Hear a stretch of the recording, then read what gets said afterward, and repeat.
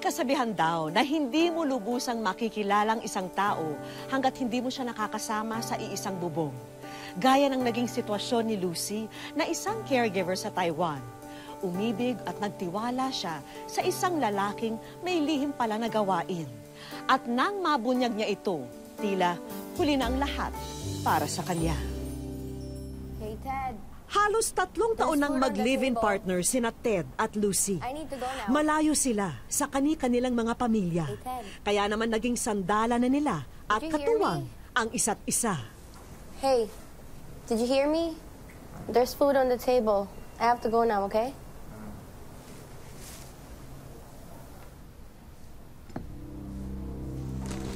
I told you not to touch my vitamins. You're hurting me. Sorry. You were pretty drunk last night. Another party? Yes. Yes, another party. And you know, I wish you were there, but you know, you Filipinas, you're so conservative. You know? No, we're not. We just don't have time. You know, with work. Yeah. Whatever.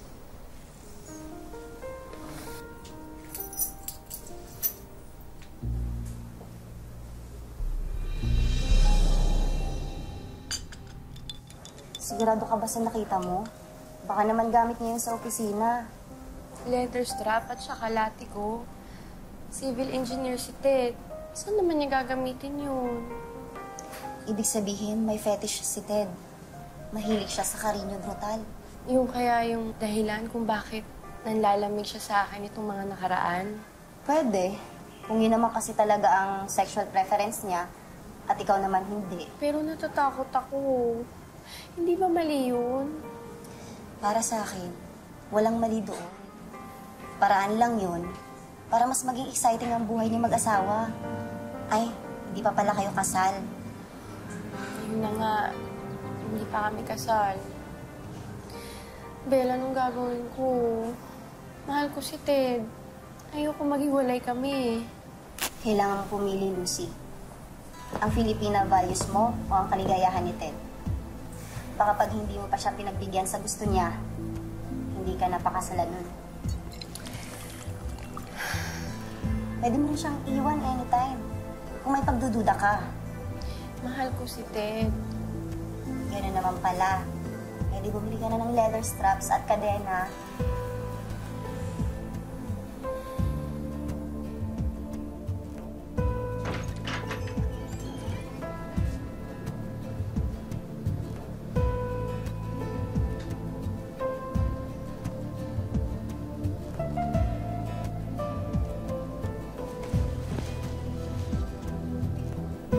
I don't know if I can do this.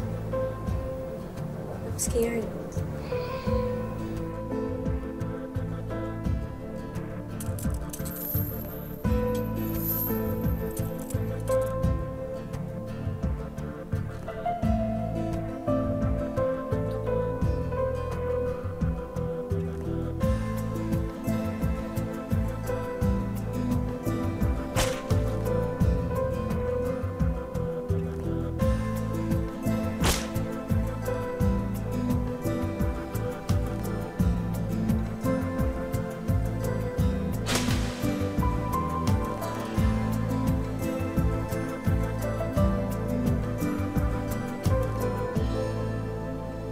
Naging mas masaya na nga ang pagsasama ng magkasintahan matapos pagbigyan ni Lucy ang para sa kanya'y kakaibang hilig ni Ted. At makalipas ang ilang buwan, may bagong yugto sa kwento ng kanilang pag-ibig. Hey! So this, surprise. Daya mo, you came early. Come on, sit. Yes, to come home to my lovely, sexy, beautiful wife. But seriously, what's all this about? I mean, it's not our anniversary, is it? Here, have some wine.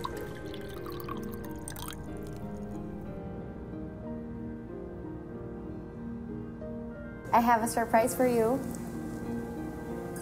Ready? We're going to be parents. Say what? I'm pregnant. You're gonna be a dad.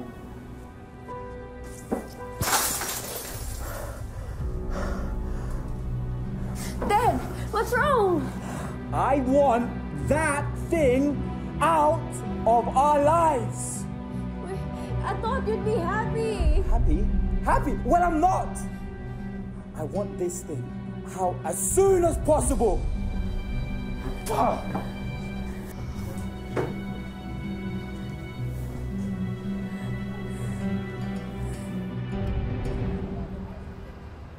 Come on.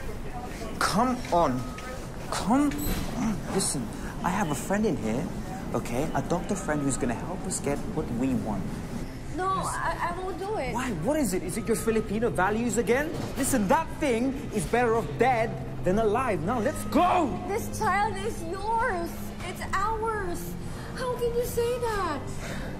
Easy.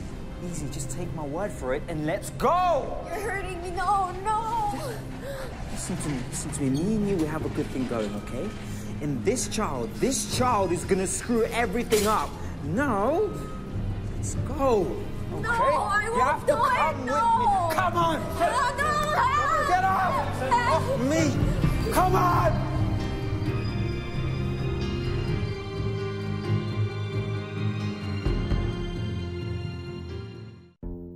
Ronabel falalim pa. Umalis daw ng Iloilo ang pamilya ni Ronabel para dalawin ang mga kamag-anak sa Maynila.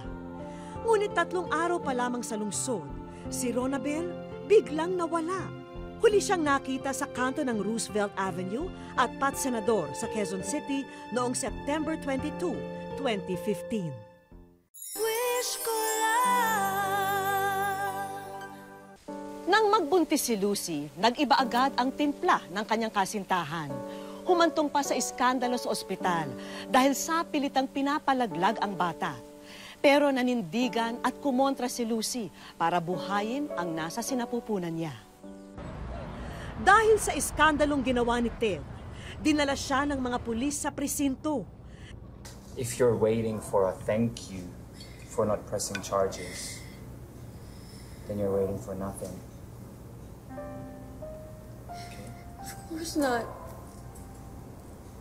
I'm just worried about you. Worried. You wanna know how prison was? Prison was terrible. Please, Dad. I just want things to go back the way they were.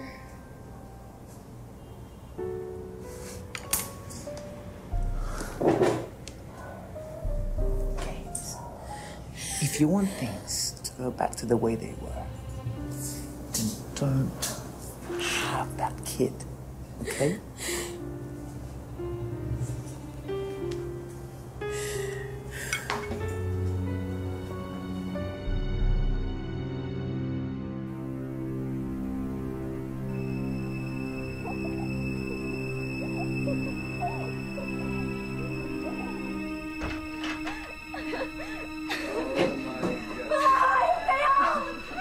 Oh, hey! Get out of here! Well, if it's not my pregnant girl, come and join. We're having fun. And anyway, we've never done it with a baby bump before, have we? Basta! Bastos! Get out! Get out of my house! Correction. Last time I looked, this is my house. My house. And these are my guests. You see, this is exactly why I didn't want you to get pregnant. Everything was going so well until you put a cap on it and decided to have this thing. This thing. So, if anyone, excuse me, has to leave, has...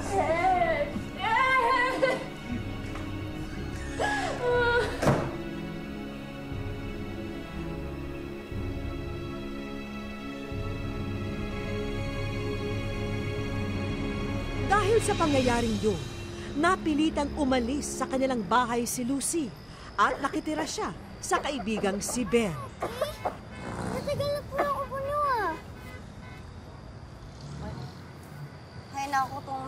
to. Laging nagtitipid. Ni ayaw magpatingin sa doktor.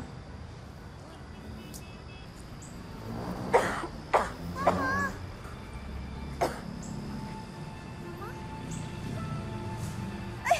Lucy! Lucy! Lucy! Gusto ba? Gusto ba? Help! Yumia! Help! Lucy! Yumia! Yumia! Help! Jack! Please help us!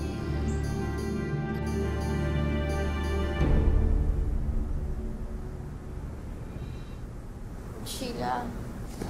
Belle. Kumusta ka na, Lucy? Ano nangyari? Nag-collapse ka sa daan, Mare. We were so worried about you. We know why you collapsed. First of all, you have primary complex tuberculosis. Fortunately, it's still on the early stages and it can still be cured. But there's more. May I speak with her privately? Let's go, baby. I am sorry to tell you that you tested positive for HIV. HIV? I'm very sorry, but yes, you are HIV positive.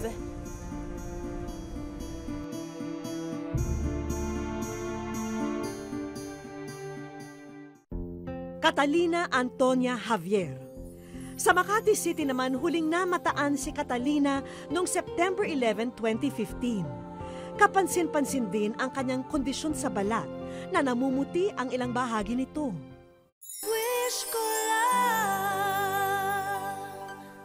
HIV positive daw si Lucy.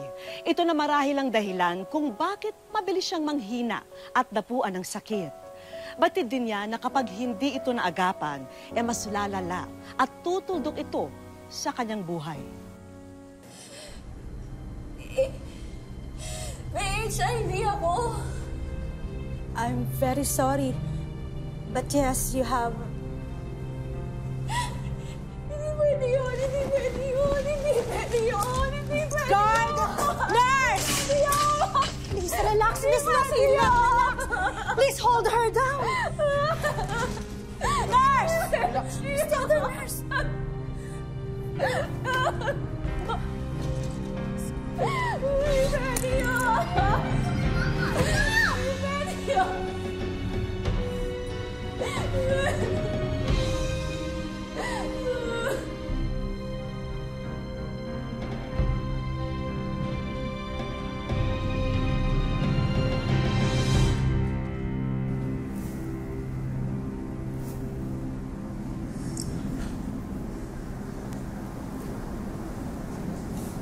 Mama?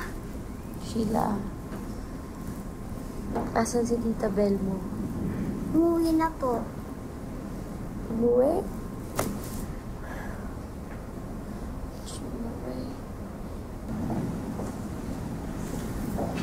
Doktora, I'm sorry. No, it's okay. I understand your reaction. And I'm really sorry again. But you will be discharged later, so I really need to talk to you about your condition and your medication. Fortunately, we now have drugs that can suppress the virus. Cannot kill or remove the virus, but it can keep it from spreading.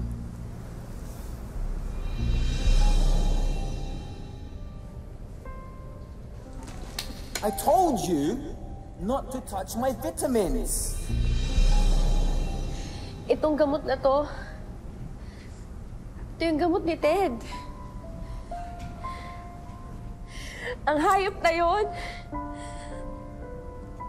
siya may gawa nito sa akin eh. Alam na niyang may sakit siya. Pero, Mama! You do not get the HIV from kissing or hugging, only through infected needles and, you know. but I would still like to have her checked, please. Yes, of course. You may have the test results within the day. Anak, sama ka muna kay doktora, ha? Ah, Opo. test lang kita, okay? Come on.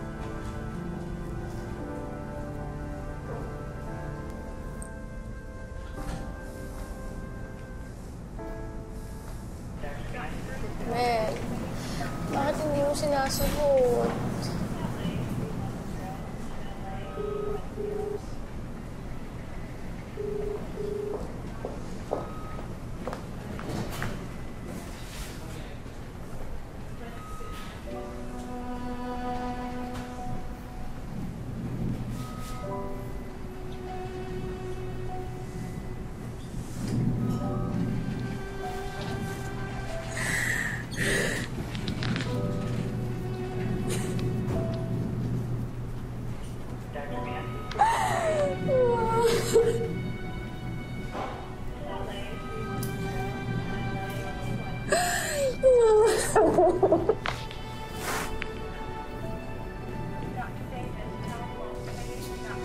Mama, what's wrong? Mama, what's wrong?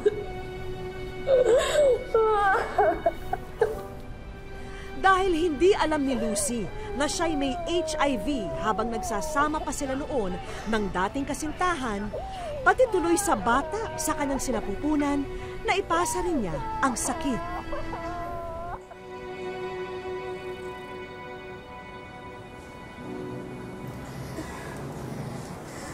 Lucy, sorry. Sorry talaga. Pinapalayas mo na kami.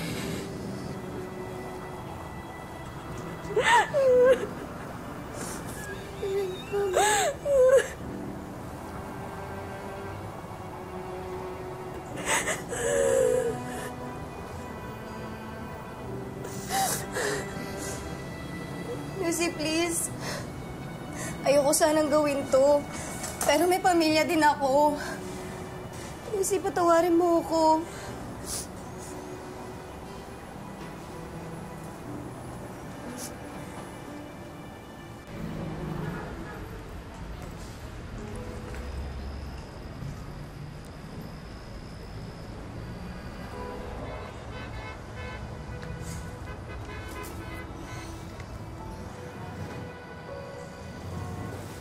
Mama, are we going to die? Mamamatay na po ba tayo? No. No, we're not going to die. Hindi pa tayo mamamatay. Hindi ko papayagan mangyari yun. Hindi pa tayo susuko, anak. Alam mo kung bakit? Dahil sa'yo. Dahil mahal na mahal kita. At hindi ako papayag na may mangyaring masama sa'yo. I love you too, Mama. Sorry, anak, ha. Nanghina ang loob ni Mama, eh. Masyado niya kasing inisip ang bigat ng mga problema. Pero okay na ako ngayon. Alam ko kasing nandiyan ka lagi sa tabi ko. At hindi ako pwedeng manghina ng loob. Kasi kailangan mo pa ako.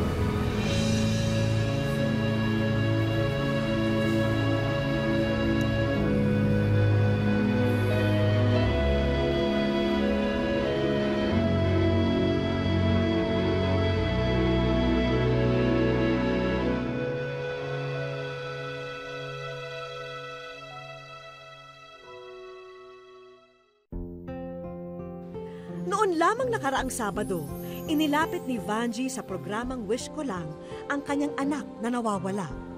Sumama raw ito sa isang kaibigan at may 3 linggo nang hindi umuuwi. Dahil sa tulong na rin ng mga nakakita ng larawang na ipakita sa ating programa, agad natunto ng ina ang nawawalang anak. Hi, Ma'am Vicky Morales. Maraming salamat po sa Wish Ko Lang. Kung hindi po sa programa nyo, hindi ko po makikita at matutunton yung anak ko. Maraming salamat po. Mabuhay po kayo. Wish ko lang. As of January this year, 22 cases na ng HIV ang naitatala. Mas malaki po ito kumpara sa 21 cases per day na naitala noong January of last year. At ngayon po, makakasama natin si Dr. Diwata Ariola para mas maliwanagan tayo tungkol dito.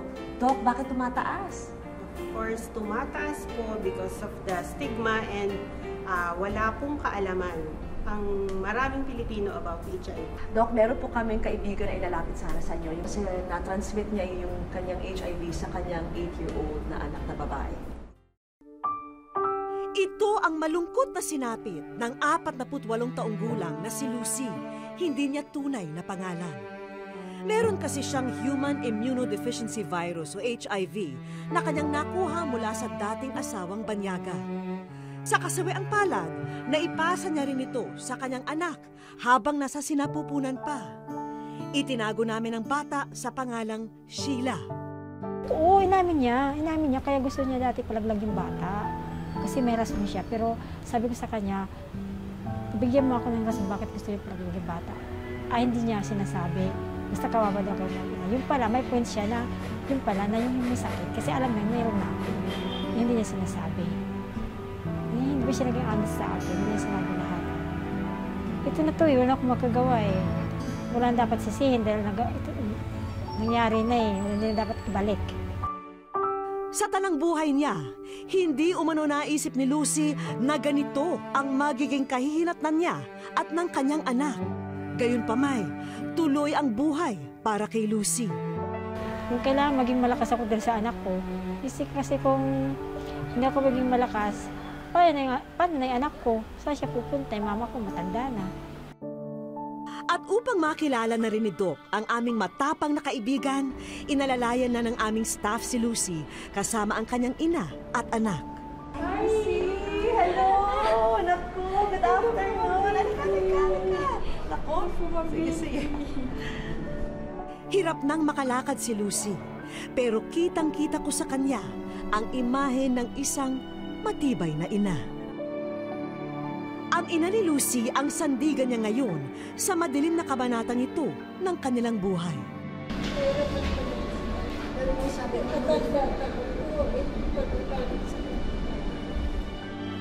Maaari naman daw mamuhay ng normal ang mga gaya ng mag-inang Lucy at Sheila.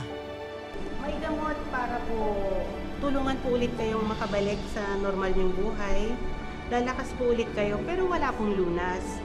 Ang mangyayari po ay susundin nyo lang po lahat yung payo ng doktor, ay inumin po yung gamot araw-araw at magkakaroon po tayo ng tinatawag natin na healthy living. Mula po sa wish ko na gusto po namin magpasalamat sa inyo at i-share niyo yung story niyo sa amin. Sana marami ang naitulong ito para sa mga hindi nakakaunawa dito sa HIV. Hangad naming mapasaya at maging mas komportable ang buhay ni na Lucy at ng kanyang anak. Una na sa listahan ay ang brand new television na ito. Ngayon lang daw muling napasaya ang batang si Sheila sa mga natanggap na mga regalo. Pag pinagsasara siya ng TV, minsan inaawit ko siya ng mga may-ari ng TV, pinapauwi. Opo, natuwa nga po siya eh. Siyempre, ang unang palabas sa TV ay ang pagbati ng mga kaibigan ni Lucy sa NGO na kanyang sinalihan. Hang on, kaya mo yan. Nandito kami sa iyong tabi para ikaw ay suportahan. Sinubukan naming imbitahan ang mga kaibigan niya pero nasa isang misyon daw sila at nasa Tacloban. Father Tino, thank you po. Ryan, thank you. Muli po dahil sa inyo. Alam ko po na pag niyo po ako gusto nyo tulungan. Maraming thank you po. Papi, pangalawang pamilya ko kayo. Maraming salamat po sa mga tulong. At sa paghabi ng kurtina, aba, bubulaga naman ang iba pang mga sorpresa. Parang komportable na kayo. Kasi alam namin hindi kayo komportable sa pagkaan niyo ngayon. May rollator walker, commode, at higaan din. Komportable po. Ngayon po makakatulog po ako ng mahimbing. Dahil po yung higaan ko po, hindi na po matigas. Malambot na po. Kasunod naming pinakilala ang ilan naming kaibigan. Sa ngalan po ng Physio Point Physical Therapy Clinic sa Santa Rosa, kung saan po kayo malapit, ay tulong po namin sa inyo ng physical therapy. para tulungan ko kayo dun sa tamang exercise kung ano po ang gagawin para mapalakas po kayo ulit, maturuan kayo ng makalakad po ulit. Maraming salamat po sa tulong niyo. Sana po pagpalain po kayong regalo. Ay, sa wish ko lang maraming po salamat sa buong staff, kay Ma'am Vicky. Maraming po salamat sa inyo. Sana po marami pa po kayong taong matulungan. Unti-unti mang ginugupo ng HIV ang katawan ni Lucy. Hindi naman daw kayang tibagin ang kanyang katatagan. Labis na pagmamahal ang nagdulot kay Lucy ng pinakamabigat na hamon sa kanyang buhay. Ngunit sa huli, labis na pagmamahal din sa kanyang anak ang patuloy na nagbibigay sa kanya ng lakas ng loob at determinasyon upang huwag sumuko sa pait ng kapalaran. Ako po muli si Vicky Morales, nagpapasalamat sa inyong walang sawang pagsubaybay dito po sa Wish Ko Lang.